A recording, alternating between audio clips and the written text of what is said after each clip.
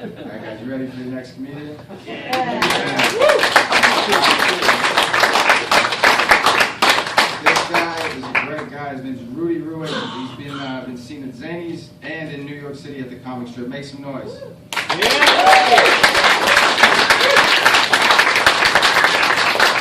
Thank you, Libertyville. How y'all doing?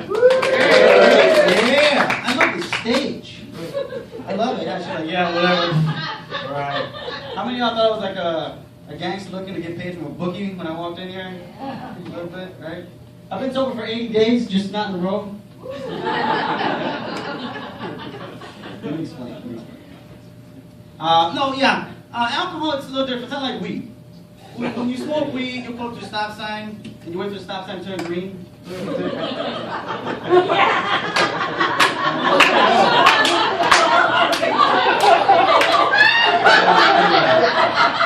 Alright, ladies and gentlemen, that's my night. Thank you very much.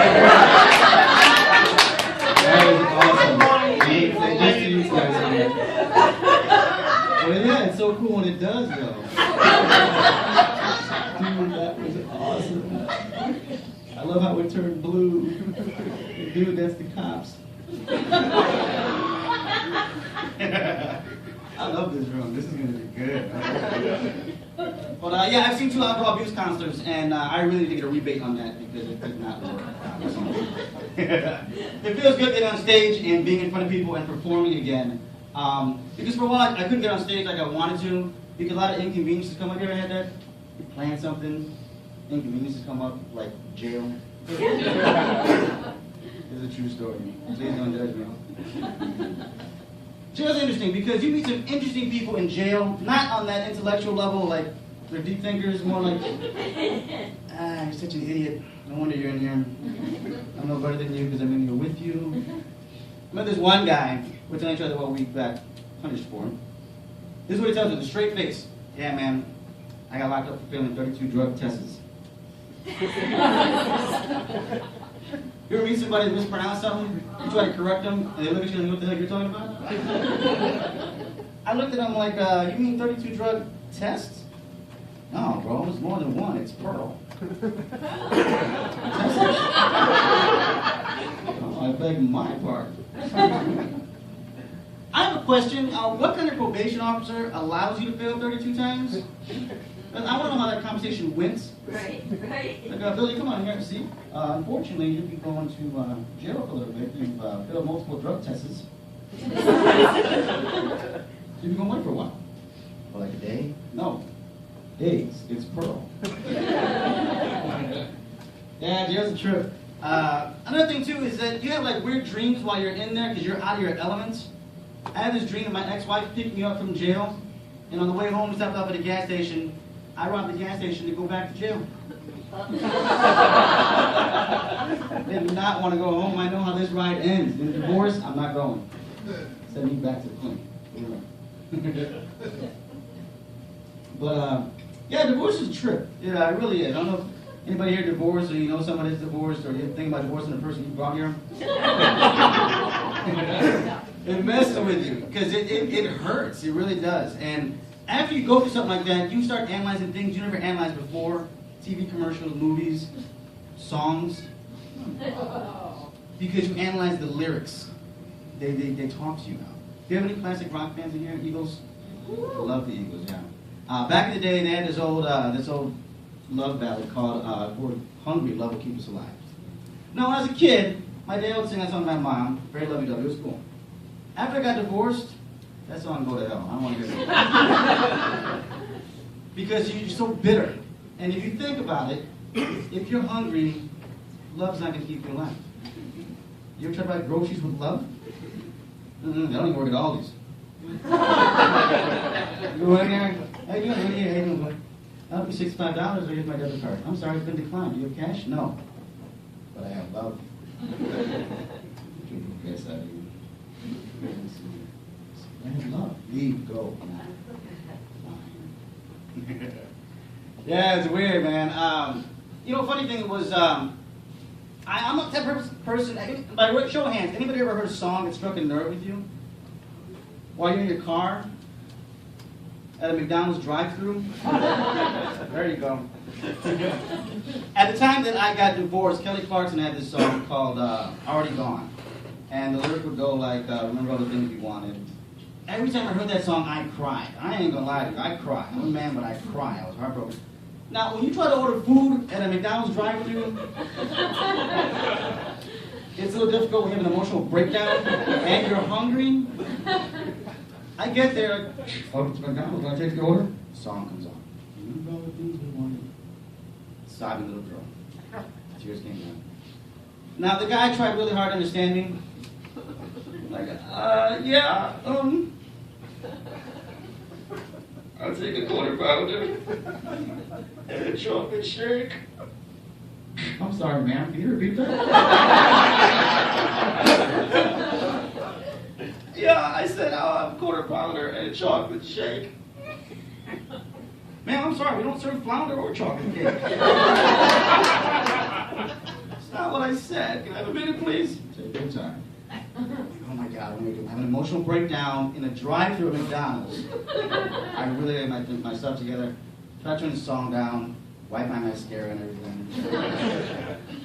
Finally got myself together. I'm like, sir, I'm sorry about that. I'll go repeat my order. Kind of had a little emotional moment there. All right. Do you remember all the things you wanted? Oh. Yeah, love, honesty, monogamy. A warm dinner when I got home. Can you pull up and wait in the corner real quick? We're going to go. Yes, thanks. I'm already gone. That's a true story. That's the sad part. I didn't think of it up. Now I think about it. I wish I would have met. I want to know how the guy that gave me the food, what his reaction was. Just see somebody like me pull up crying. Thank you. Really? You don't need to go to the pounder, man. You need a hug. I got a problem. I got issues. Happy man doesn't work this long. But yeah, it's weird because my drinking got bad too. Because you gotta deal with your depression and everything. And anybody ever get drunk and you show up to a place? You're only supposed to show up drunk to that place? And we're just connecting back there. I ain't gonna judge you, Libertyville. I showed up drunk to a place. I want to show up drunk to that place, and that was my AA counseling session. That's a no-no. It doesn't do that. I can no. But if you miss the session, they charge you. I'm going. You have to deal with me. And I got there. I was drunk. Just to give you an idea, I had about a dozen Coronas, about 6-7 shots of tequila. Yeah, that's how much of an alcohol I am. It's gotten better. I do wine now. But anyway, I get there, knock on the door. She answers it. Hey, Rudy, how you doing? Come on in. Hey, Lisa. How you doing, baby? So you got jeans on. How would you get some thick thighs, girl? You drunk? Yeah, just a little bit. I have a question. Why is your office across the street from the bar I just walked out of? I think that makes you hypothetical. Really, I think the word you're looking for is hypocritical. Well, you're being both. Because right now, hypothetically, you're being hypocritical. It makes sense. Okay, let's do this. Start talking like she's a stripper. Come on, girl, work it. I know you can do it. Let's go. She got mad. She's just sitting there looking at me like, really? You know what? No, I can't treat you in this state. Really? Oh, we have to go to Wisconsin, Indiana. Is this a union thing? Really? You're cheating on me, aren't you? You're seeing other patients behind me. Just like, but it's fine. That's fine. I do have a question. Are you not an alcohol? You talk to people who drink? Yeah. Okay. Well, I just got done abusing alcohol, and I need to be counseled. What's the problem? All right, Rudy, you know what? This is really counterproductive. Again, no, you know what? I don't care how counterclockwise you think this is. Time has nothing to do with it. I'm here. I need to be seen. Let's do this, girl. Now you get to deal with this. This is like work experience. Go. No, I'm not treating you. Oh my God. All right, I'm leaving, Lisa. I'm going. I tried walking out, stumbling down the stairs. And Rudy, where are you going? You can't even stand up. Are you going to drive home? Really? You can't even stand up. You know, Lisa, that's the problem. See, you have all those diplomas and degrees on your wall and you still don't know anything. I don't have to stand up to drive.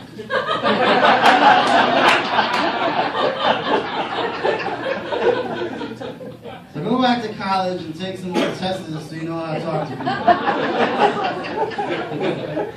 That was a trip. That was a true story too.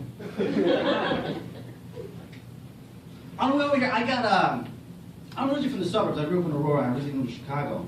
But out in the suburbs, you have these things called possums. These are the ugliest little creatures you've ever seen in your life.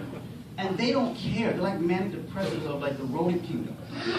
They really are. They don't give a damn. I saw this one, he was like walking down the street, and as I'm going to work one morning, he saw me going, and he didn't even speed up.